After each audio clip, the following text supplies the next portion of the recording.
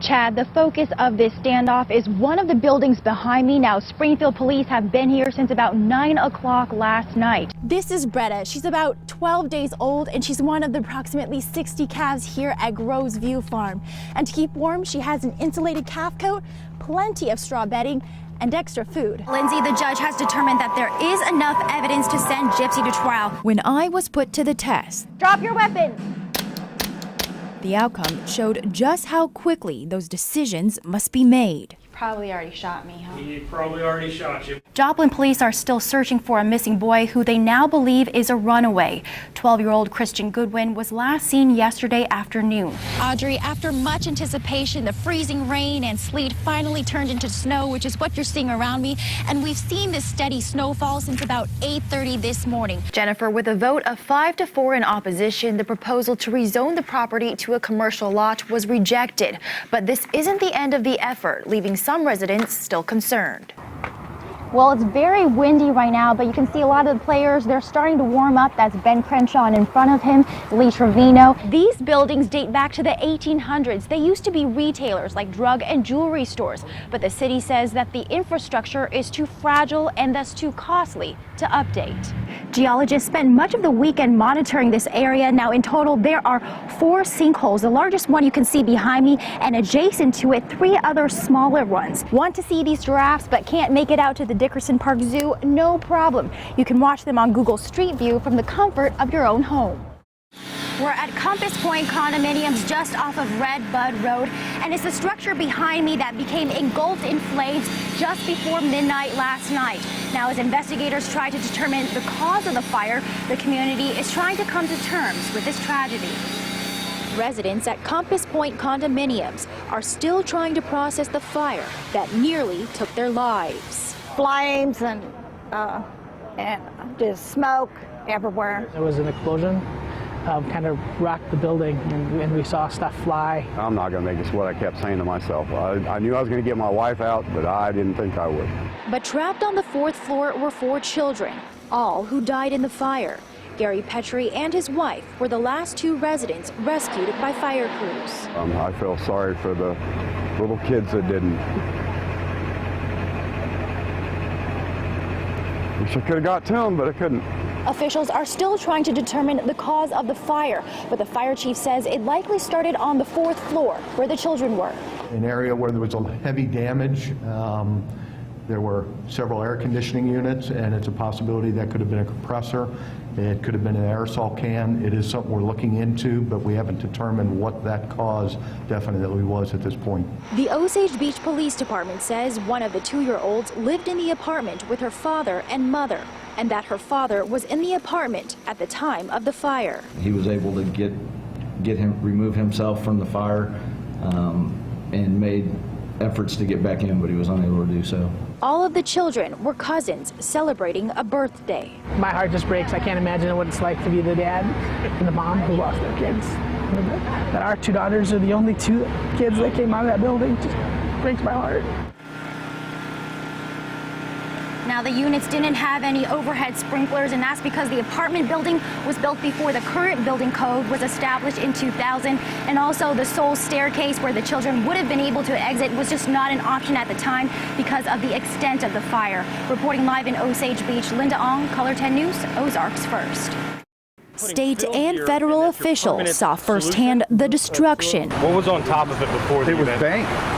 So it gives of the recent floods in Cassville. We have another flood without that protection. Sure. We could be in trouble. Collapsed roads. This piece was kind of loose. Bridges no longer secure. Eroded sewage pipes along Flat Creek and parks in need of heavy repair. This whole park was underwater?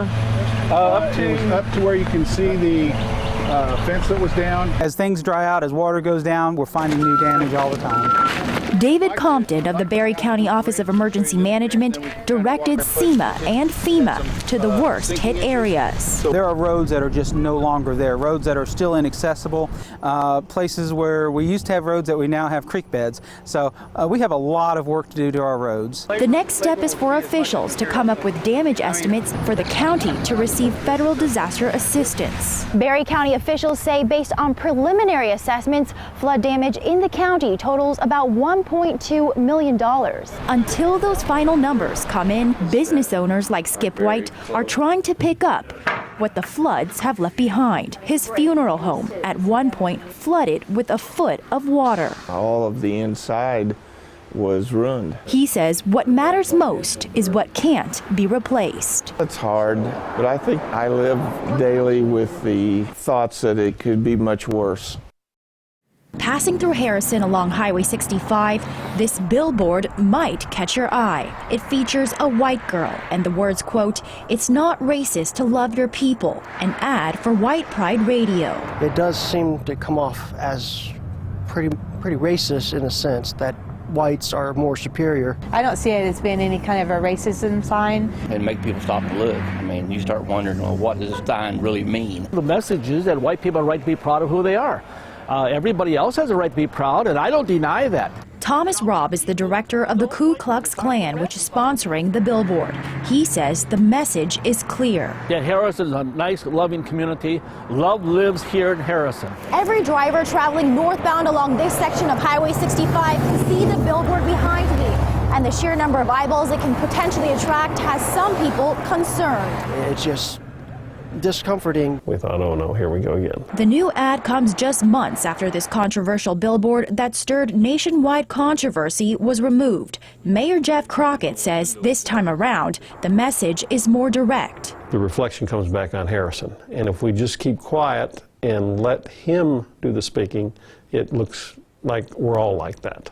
And we're not. Harrison's not like that at all. Crockett believes billboards like this have the potential to drive people away from Harrison, hurting the local economy. And its association to the KKK only brings people back to the bygone days of racism in the town. I would hope that more people would stand up and say, this isn't us. We're not all about this.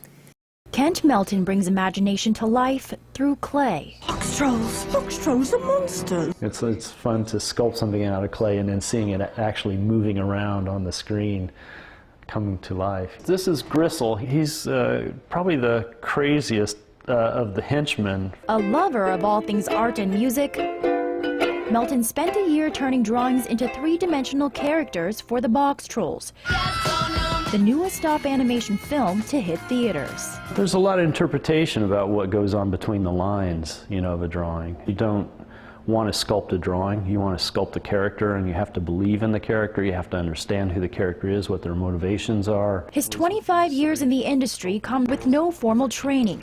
Despite this, his work has been seen by millions of people in dozens of Disney and Pixar films. But Melton's success didn't happen overnight. He started as a woodcarver, selling his artwork in Branson. Talent and being in the right place at the right time is how Melton says his career fell into place, but not without hard work. The Missouri work ethic, my father definitely had that in spades. He was a hard-working farm boy from Missouri, and I definitely learned that from him. I think that's probably the secret to my longevity in the studio. Melton says he never imagined he would make a successful career out of sculpting, something he feels blessed to call his job. I love doing it. I can stand in front of a sculpture for hours and never lose interest in it.